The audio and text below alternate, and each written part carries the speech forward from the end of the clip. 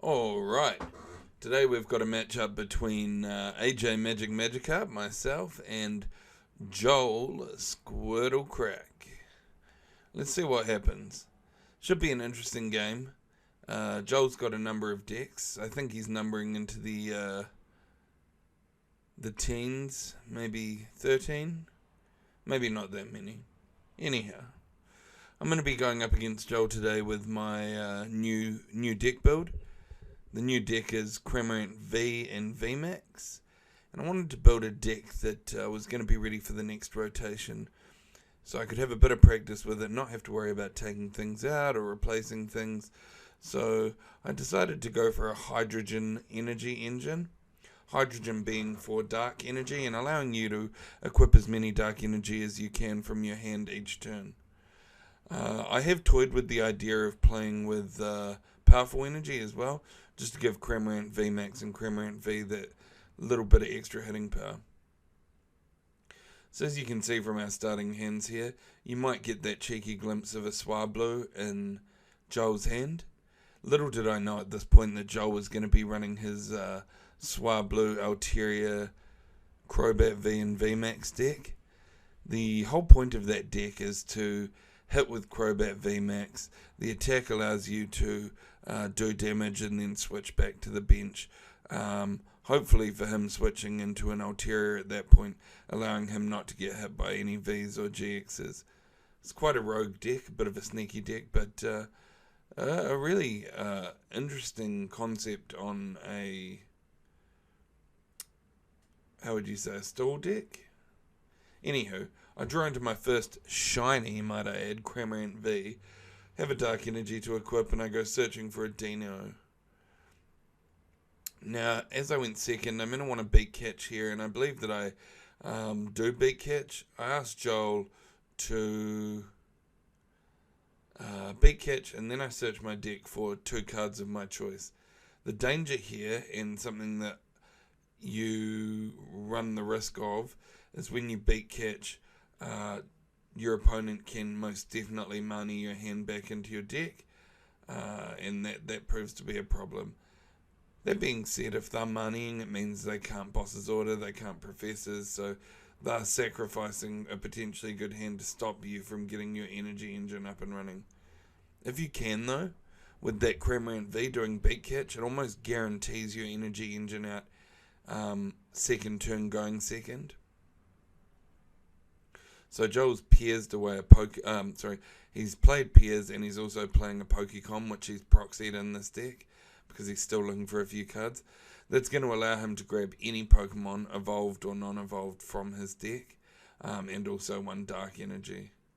So he's got that Altaria up and running, which is exactly what he wants.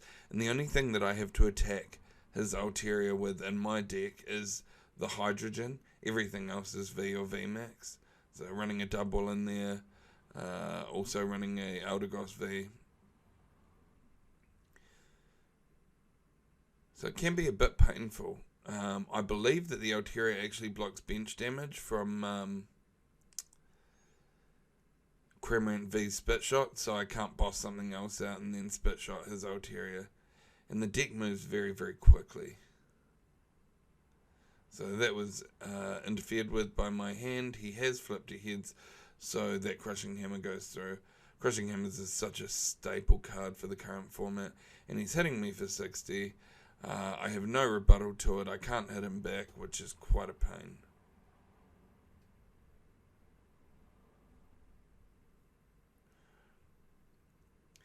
A couple of air balloons played in this deck. Just gets the Altaria out of the active, the Altaria VMAX as well, if need be. Playing another Cramorant, Evolution Incense. I'm going looking for the Hydrogen, and I'm gonna Spit Shot, and sorry, not Spit Shot, I'm going to catch for probably a Rare Candy, if I remember rightly. Rare Candy and a probably something to reset my hand. There goes the beat catch.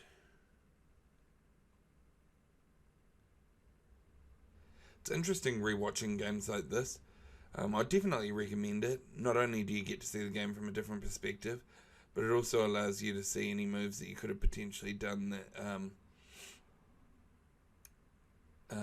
maybe you didn't see at the time. So he's bossing out that Dino, and he's going to knock the Dino, which proves to be quite a pain. So I have the rest of the stuff in my hand ready to go now to evolve him. Yeah, this game wasn't great for me. It wasn't a good matchup. Neither of us knew what decks we were going into. This is a new deck that I built, and I knew that Joel had built this, but I didn't know what colour his sleeves were. So, yeah, not something necessarily that this deck wants to go into. Cramorant, V and VMAX love going into decks that have big prizes, VMAXs, tag teams, anything you can get 3 prizes from. But boy, do I like those coin flips. Excuse me. So as you can see, I'm in a bit of a pickle here. I've got a Cramorant. I've beat Court again. I've got a VMAX on the bench, but he's gonna basically slow me down before I can get the engine going. He's got his VMAX out. He's gonna switch in, hit, and then switch back. So it prevents you really from doing anything, which is quite an interesting concept.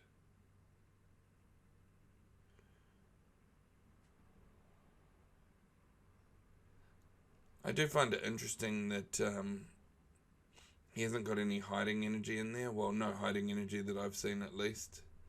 That's certainly something that I would consider putting in the deck, just to get that Crobat V out of the active if it happened to go in first turn, or you weren't able to get the Swablu Altaria going quite as quick. So he's hit for damage and switch back out. So Rare Candy into Hydrogen. The energy engine's now going, but the only real way to combat this is by using Hydrogen as the attacker. But I only run a 2-2 line, which means as soon as he knocks it the next turn, it's really not the most effective way of dealing with the problem. Could be worthwhile running a Zigzagoon Obstagoon line in there. I'm already running the Rare Candies for the Hydrogen, so we'll see. So he's got that Cramorant VMAX hitting for big damage now. He can one-hit the Hydrogen and then switch back into the other Cramorant, or, not Cramorant, Crobat, or into the Crobat VMAX. And as you can see from his hand, he has got an Altaria in there. He searched for the Swablu. So next turn he'll have that Altaria out again. And I do not have any Hydrogens or Dinos in my hand. So a quick game. Always enjoy versing Joel and Alex, because certainly going into a deck that's a challenge lets you think about the dynamics of your deck build, what else you could put in there, how you could play it differently. It was quite interesting. Joel and I played the other day, and Cramorant VMAX went into his Maractus deck, so coin flips all round. You'd think that the Maractus deck doing 60 for each heads would do quite well, but I played the game a little bit differently. Instead of putting the Cramorant out, I used the Crobat, seeing as how I've got Dark Energy, and did the Poisonous Fang, I think it's called, for 70 and 10 poison, and that allowed me to get another Crobat and Cramorant going on the bench, so I wasn't having to rely on coin flips or energize up to 3. I could get away with 2 energy on the Crobat and start attacking with that. And I ended up taking the win there, but certainly something to consider. There's multiple ways that you can play each deck.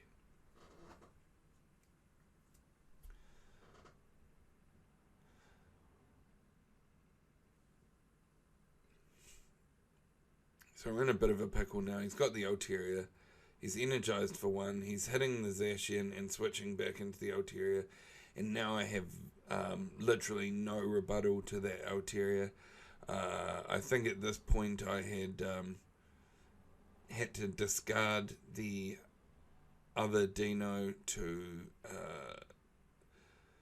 speed up my the rate of attack of my deck, so I didn't have another line of non-V or VMAX Pokemon to attack the Altaria with. Let's watch and see how it goes. So I've got a chance here to switch out the Zacian.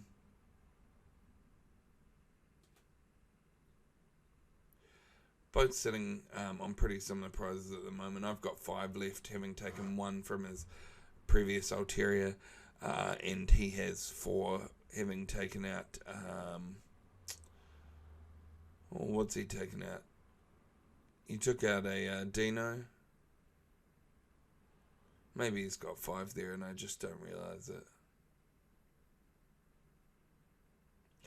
And at this point, realising that there was no rebuttal, I conceded to Joel. It's a really interesting deck build. I really, really like playing Cramorant and Cramorant VMAX. But, as I said, not a great pairing for myself. Congratulations, Joel, Squirtle, for the win. Alex was watching and commentating on the game. It was quite cool. And then Alex and I had a match, and I was able to take away the win. But his Urshifu deck is certainly one to contend with, and not something that I'm looking forward to going into in the future tournaments.